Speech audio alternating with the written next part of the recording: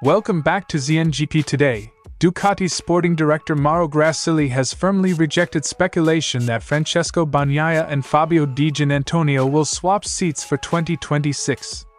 With Bagnaia's form a talking point and Di Giannantonio locked into a factory-supported ride at VR46 on the GP25, Grassilli sought to close the door on transfer chatter while updating the paddock on other Ducati plans, including potential MotoGP outings for WorldSBK ace Niccolò Bulega and an update on Marc Márquez's recovery. Pecco Bagnaia has publicly rejected suggestions that his difficult 2025 season stems from being teammates with Marc Márquez, telling Sky Italy and Sepang that the problems predate and persist beyond Márquez's presence on the track. The double world champion admitted to ongoing handling and traction issues but pushed back against the narrative that team dynamics are to blame. Fabio Quartararo's weekend at Sepang began with another flash of qualifying speed, but the Frenchman made it clear that one-lap form doesn't tell the real story. The 2021 MotoGP world champion went straight into Q2 after finishing 5th overall in practice, yet once again warned that Yamaha's problems over race distance remain unresolved. And when asked about the new V4 prototype being tested by Augusto Fernandez, Yamaha's long-awaited V4 prototype made its first public appearance at Sepang, but the debut left more questions than answers. Wildcard rider Augusto Fernandez struggled at the back of the field, finishing last and 2.4 seconds off the pace. The Spaniard didn't hide his frustration, saying the bike felt completely different from previous tests and that Yamaha's conservative power approach is holding them back.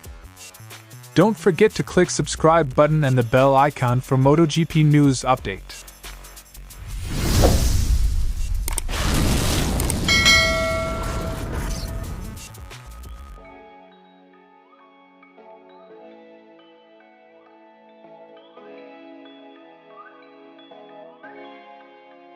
Grassilli was categorical. The rumor of a straight swap between Bagnaia and Di Giannantonio is unfounded. He stressed continuity across Ducati's factory and partner programs as the priority. The situation is very clear. Pecco is a Ducati rider and will race with the factory team next year too. Di Gia is a factory rider who races with our factory-supported team, VR46, and that will be the case next year too. The response is aimed at calming speculation and reassuring stakeholders that Ducati's rider program remains stable going into 2026. The idea of swapping a two-time world champion for a rising factory-supported rider ignores contract structure and team strategy. Bagnaia remains central to the factory program.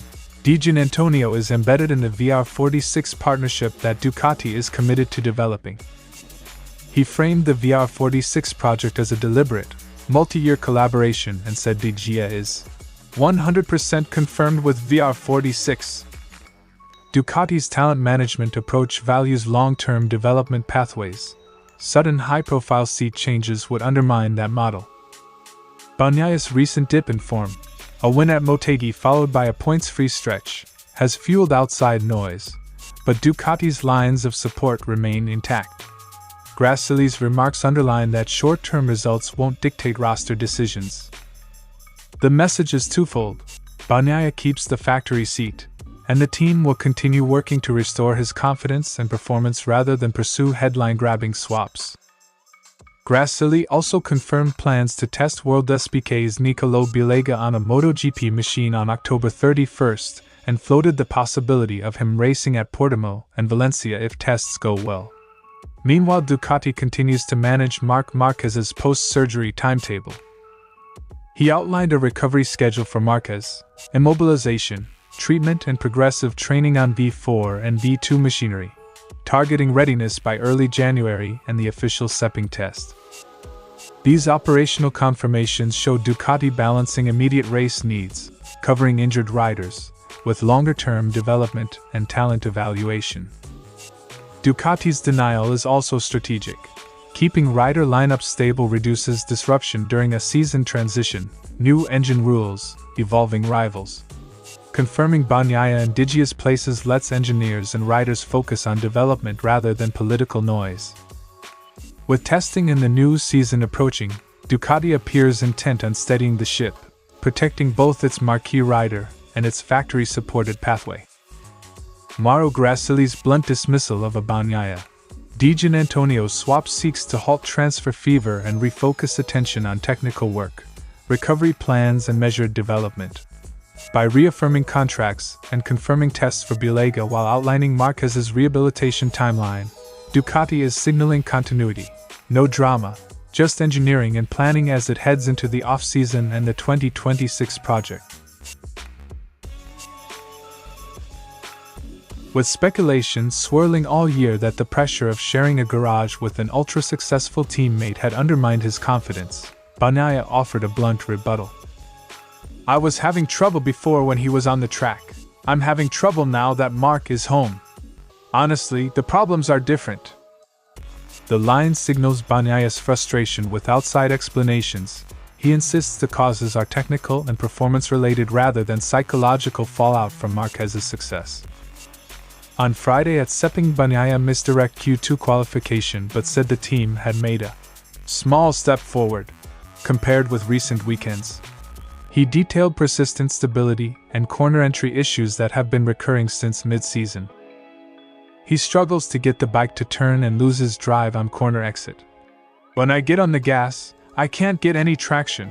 It all starts from the entrance because I'm struggling to get the bike to turn." Those symptoms, poor turn-in, lack of traction on exit, odd movements, explain inconsistent lap times and the crashes/zeros that damaged his championship bid. Bagnaia traces the downturn to a cluster of events beginning around the Austrian sprint, with instability becoming more pronounced since then. He warned that sometimes the problems worsen and sometimes they ease, which complicates diagnosis. That inconsistency is a headache for engineers. Intermittent faults are harder to replicate in testing and tougher to solve mid-weekend. Despite failing to reach Q2, Bagnaia says there were encouraging signs in both practice sessions and attributes the Q2 miss to late session chaos rather than pure pace deficit. He described Sepang's upcoming Q1 as important and difficult. The wording suggests cautious optimism, small gains, but still work to do before he can target his customary top 5 results. Bagnaia's comments arrive amid sustained media scrutiny, teammates' success, public debate about Ducati setups, and calls for changes. He reaffirmed that the issues are technical and multifaceted, not merely the product of sharing a garage with a dominant teammate. By publicly rejecting the "Marc is the cause" narrative, Bagnaia aims to refocus attention on engineering solutions and preserve his own agency in the recovery process. Pecco Bagnaia's Sepang intervention is both a rebuttal and a status check. He accepts there are persistent performance faults, turn-in, traction and stability, but refuses to let interpersonal theories define his season. The next 24 hours, Q1 and race trim, will be crucial as Ducati and Bagnaia try to turn the small gains he reported into reliable race pace. Quartararo's goal each weekend is clear: secure direct Q2 entry on Friday. At Sepang, he did just that, clocking 2 minutes and 0.733 seconds in FP1, 8th, and improving to 1 minute and 57.868 seconds in afternoon practice, topping the session briefly before ending the day 5th. The numbers looked promising, but the rider's tone didn't match the timesheets. "It didn't go very well. We know we're good at time attacks, but I don't have the pace. This result isn't real. We're running at a very low pace." Once again, the Yamaha M1 delivered a glimpse of speed in qualifying trim but left the Frenchman pessimistic about Sunday performance. Quartararo expects a difficult race, especially under Sepang's unpredictable tropical skies. The intermittent rain that shaped Friday's sessions could make tire and grip management decisive, but even that uncertainty doesn't disguise the Yamaha's weaknesses. It will depend on whether it rains or not. If it rains during the day, it will be very complicated. The sentiment echoes throughout the Yamaha garage. Weather might shuffle the order, but fundamentals still hurt the M1 in acceleration and consistency. This weekend, Yamaha's experimental V4-powered prototype returned to the grid, ridden again by Augusto Fernandez after debuting at Misano. It marks a critical phase in Iwata's redevelopment project. While curiosity is high in the paddock, Quartararo insists he isn't asking for updates. "I don't ask how the V4 bike is going, because I see it in the papers, in the Times, and on the faces. I won't ask until Valencia." The remark carries both irony and frustration, a subtle signal that Quartararo senses the internal mood at Yamaha without needing technical briefings. His patience, much like Pecco Bagnaia's in recent Ducati struggles, appears thin. Quartararo acknowledged that earlier in the season his public comments about Yamaha's direction may have sounded too aggressive, but he defended his candor as necessary.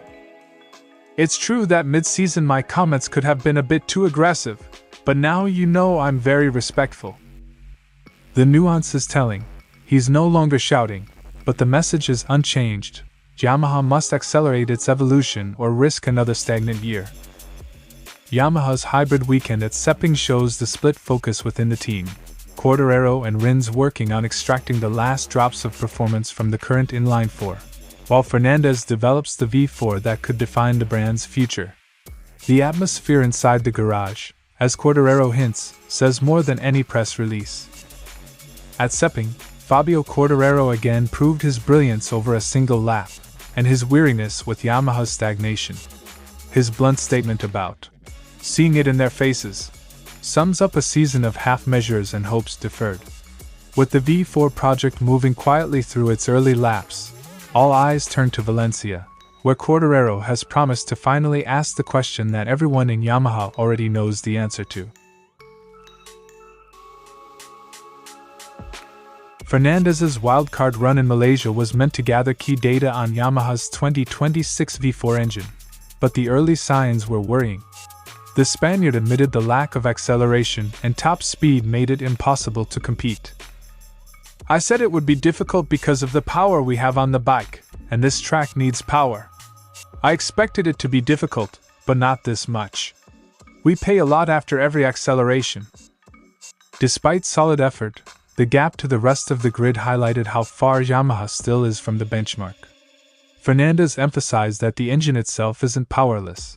The issue lies in how conservatively it's being run. Yamaha's engineers are keeping the engine power capped as they work on chassis geometry and electronics. Fernandez, however, believes this cautious strategy is limiting progress. "They say it's not the right time, but honestly, I think we should have more power. When we apply full power, even if it seems normal now, we need to see what happens. We don't have much time." Yamaha is balancing reliability and risk, but Fernandez's comments underline growing impatience within the camp. He wants to push the limits earlier to properly understand the V4's real potential. Alongside engine work, Yamaha has been testing a completely new chassis concept. Fernandez revealed that the bike's geometry feels nothing like what he used at Misano, forcing the team to rebuild its setup from zero. For a test program that's supposed to establish a baseline before 2026, this restart shows how experimental the V4 still is, and how much development remains ahead. Fernandez pointed out that the Yamaha reacts far more dramatically to setup changes than expected. What should be millimetric adjustments are producing unpredictable behavior, especially between circuits like Misano and Sepang. His feedback suggests Yamaha's new frame and electronics still lack a stable balance point, an essential foundation before they can focus on power delivery. The Spaniard hinted that the current development schedule isn't enough. He wants more testing days and a more aggressive plan to speed up progress. Yamaha will regroup at Aragon on November 9th to 10th, where Fernandez and Toprak Razgatlioglu will test the next evolution of the V4. The manufacturer faces a tight calendar and growing pressure from riders like Fabio Quartararo to show clear gains before 2026. The Sepang wildcard confirmed what many suspected: Yamaha's V4 project remains in its infancy. Fernandez's call for more power and more testing reflects both urgency and frustration. With just one more outing at Valencia and crucial private tests ahead, the Japanese manufacturer must accelerate its development curve, or risk beginning 2026 still a step behind. Thanks for watching ZNGP Today, and this is your MotoGP news update. And see you next time!